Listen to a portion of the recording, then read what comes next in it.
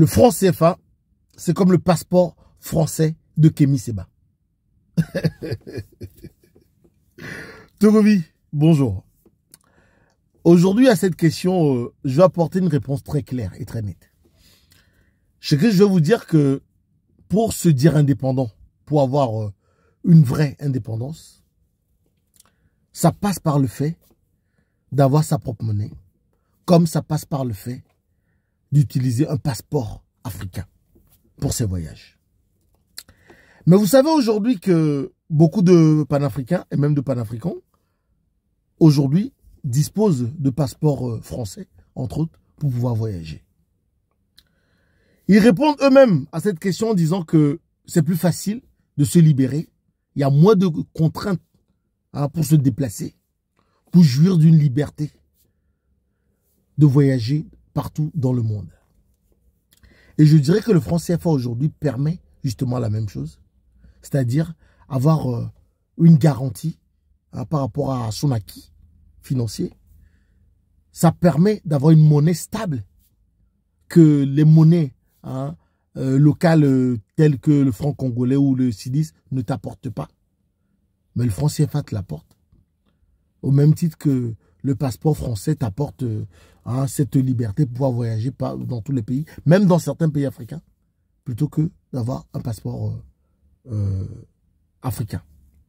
Parce qu'aujourd'hui, comme je le dis toujours, si on arrête le franc CFA et on revient à nos francs là en l'état, il y en a qui paieront le prix de l'effort, qui feront l'effort de guerre, payer le prix de l'effort de guerre. Il y en a qui le paieront, mais d'autres ne le paieront pas. Comme aujourd'hui, l'indépendance qu'on a eue en Afrique aujourd'hui, il y en a qui payent ce prix-là, en étant privés de voyager partout où ils veulent dans le monde, bien sûr, parce qu'ils n'ont pas de passeport étranger, de passeport français et autres.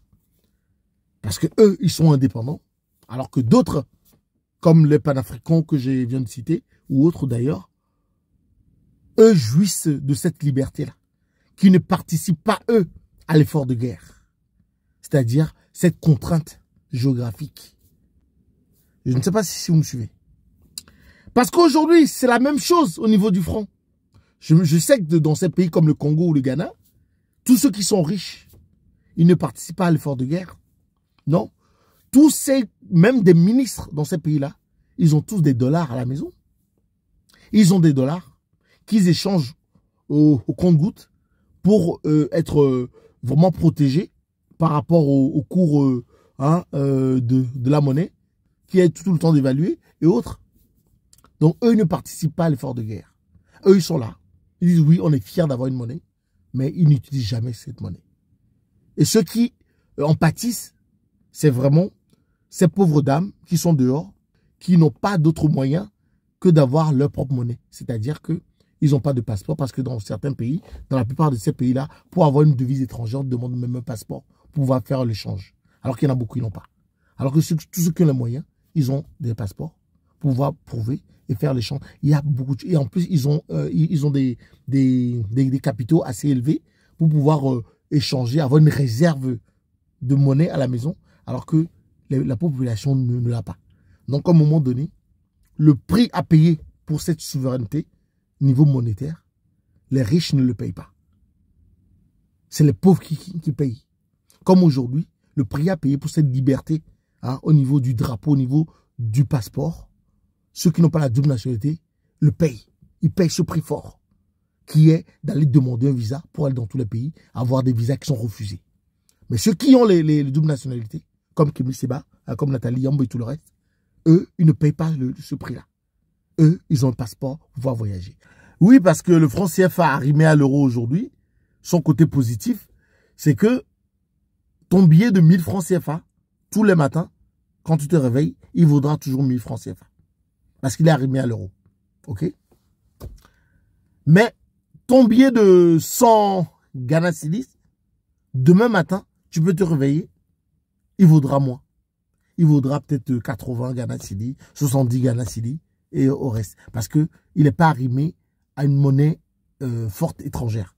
Certes, c'est très bien pour la souveraineté du pays, mais comme je le répète, c'est les pauvres qui en pâtissent. Parce que les riches, ils ont, comment dire, une réserve importante en devises étrangères, euros, hein, justement, ou dollars, pour pouvoir garder cette stabilité financière. Aujourd'hui, je le dis, je le répète, pour une vraie souveraineté, il faut une monnaie. Mais en l'état, ce n'est pas possible. Et ça n'arrangera pas tout le monde. Je ne sais pas si vous me suivez. Ceux qui ont les moyens pourront avoir assez de réserves en devises étrangères. Ils continueront. Même au Nigeria, ils en ont. Au Ghana, ils en ont. En Guinée, ils en ont. Tous les riches, même au Congo, il y a des hôtels. Ce n'est qu'en dollars que tu utilises. Pourtant, on est au Congo. Ils ont le franc congolais. Mais la population souffre de ça. C'est ça qui est la vraie vérité.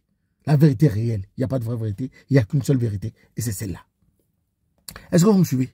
Donc aujourd'hui, l'Afrique doit projeter, avoir sa propre monnaie. Tous les pays africains. Mais ça, il y a déjà des étapes à franchir. Il y a l'étape de la souveraineté, ou de la stabilité plutôt, de nos pays. Il y a l'étape de l'entente entre nos peuples. Il y a l'étape où il n'y aura plus de guerre, comme dans les autres continents. Hein. On veut justement ne plus avoir de guerre.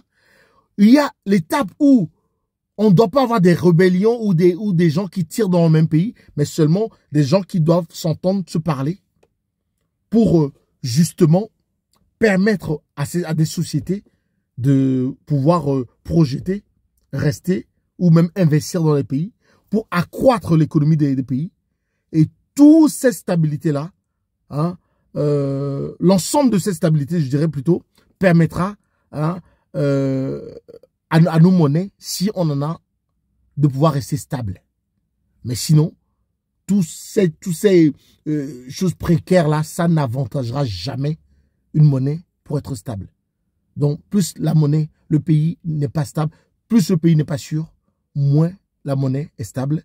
Et vous comprenez très bien ce que ça veut dire.